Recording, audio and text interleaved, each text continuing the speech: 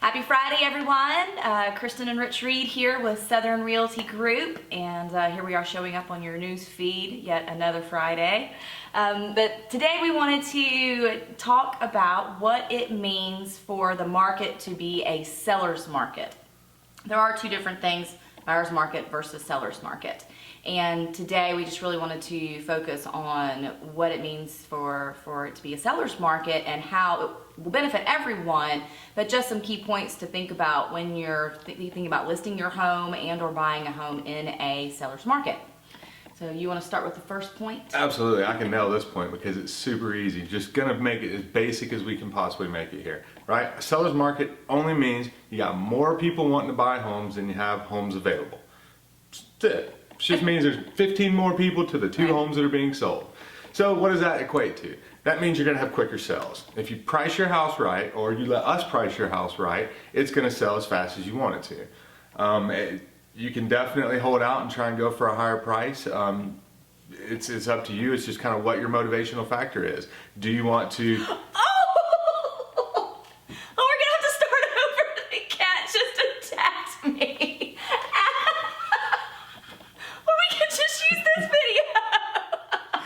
I was on a roll for once. We're just gonna play through. Ow! Sorry. We're keeping that. So anyways, back to what I was saying. No kitty.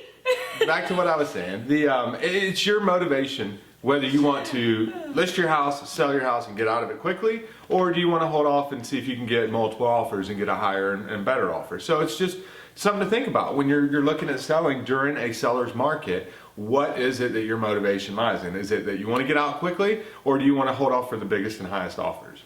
Right, and then when you do have multiple offers, you know, that can turn into a bidding war, which is something that people talk about, hear those words when it is a seller's market. It doesn't typically happen in a buyer's market, so it can help raise your price of your home, which is, or the selling price of your home, which is definitely something that benefits the sellers in that type of market. And then negotiation power with the buyers. It gives you a lot more negotiation power.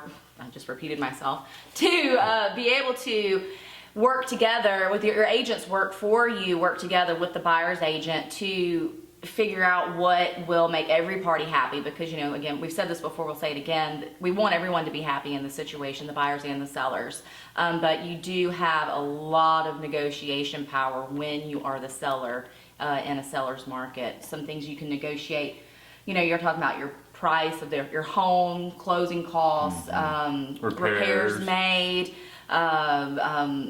there's all kinds of things that allow you to be able to negotiate further when you are the seller. Yeah, and that you mentioned something about getting into a bidder's war, so I just want to kind of touch on that for a little bit. If you're on the buying side of the house in a seller's market, you kind of want to set yourself up for success. So maybe go a little bit below your max value and look at those homes, because if there's multiple offers, then that gives you a bigger bank account to go after it. So if you go, let's say your budget's $250, you're looking at the $230, $240 range. You've got all the way up to $250. So if you do get into that bidding war, your agent's got a little bit extra money to kind of help separate you from the herd. So you could go in, you know, you'll often hear come in with your strongest and best offer. So if you're looking at a $230 house and, you know, it'll appraise for $240, then you can come in right out of the gate with $240. And that's going to make you as a buyer look better to that seller versus the 4 or 5 other offers that come in at $230. Again, though, don't quote these numbers here. Everything is very specific to the transaction and the property and what it'll appraise for. If it's a cash offer, do you need an appraisal? You know, there's a whole list of stuff. So definitely listen to your agent at that point in time. But it's just something to kind of think about when you're going into it. Do I have more negotiating room if I come in lower, or if I look at a lower kind of area house and then have more money to kind of go back into it? Right, and something else that benefits sellers in a seller's market is you do have higher asking prices.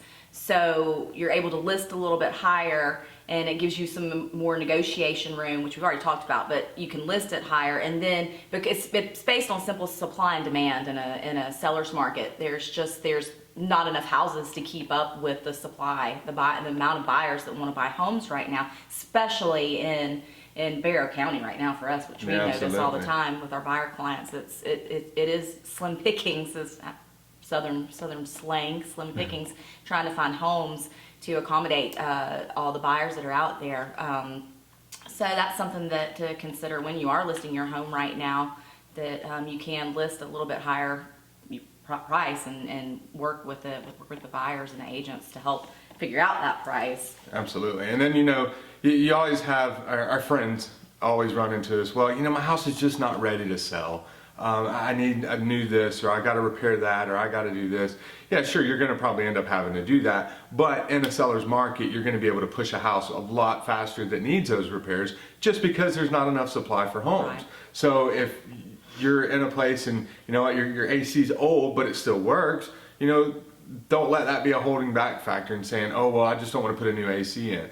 A buyer may be willing to repair the AC, that it's going to get into that negotiation phase at the end of it, but don't let that hold you back, because in a buyer's market, you're not going to sell a house that has a list of repairs. You're going to have to repair all that, and you're going to have to fix it all, and then you'll be able to sell it. But in a seller's market, if you've got that list of repairs, you're going to be able to negotiate a lot of that out. And so think about that. If you've got a house that needs repairs, make sure you're trying to list during the seller's market. Right, and don't let the repairs that need to be done hold you back from listing your home if it's a seller's market. So yeah, absolutely. Go ahead and proceed. Something else that this is beneficial for both buyers and sellers, but buyers need to be pre-approved when it's a seller's market. Sellers just, if you come in as a buyer and you have not started the loan process and you haven't gotten your pre-approval, sellers just aren't going to look at you. They're going to be like, nope, next, because they want to know that when they are looking at offers from buyers that it's going to go through. They need that reassurance, and they expect that reassurance that the loan's going to go through with these buyers. So that's definitely key to remember when it's a seller's market, that buyers have to have pre-approval. And that's good for sellers too, because it reassures them, and they know going into this transaction that it's likely, not you can't guarantee that it'll go through, but it's likely to get to closing. Yeah, absolutely. And just real quick to talk about pre-approval versus pre-qualified. So pre-qualified is when you go to fill out a form with your lender and it says, yes, you've checked all the blocks based on everything you said, you're going to qualify for this loan. But that's different than pre-approval. Pre-approval is once you've backed up everything you've said and you've given all the documents over that says, I meet these criteria, whatever your lender requires. And then you get that, hey, you're pre-approved for X number of dollars. That gives your agent the ability to go in and present your strongest and best offer. Your agent's going to know whether you need to jump in right away with that if you're the first buyer coming into it. There's a whole level of reasons why you wouldn't jump right out of the gate with your strongest and best. But there are some times, and it's going to happen in the seller's market, that your first offer, to be considered good, it needs to be your strongest and best. And your agent's going to know when to tell you to do that. And that's the importance of having the agent, again, to make sure that you're not going at this alone. If you're trying to buy a house in the seller's market and you don't have an agent and you walk in and just like, yeah, I'm going to put an offer in on this house, but there's 5 other offers with the top agents in the state, you don't have a chance. You're never going to compete in that. No. It's like you're running a 3-legged race with some of the best thoroughbreds out there. Like, it's not going to happen.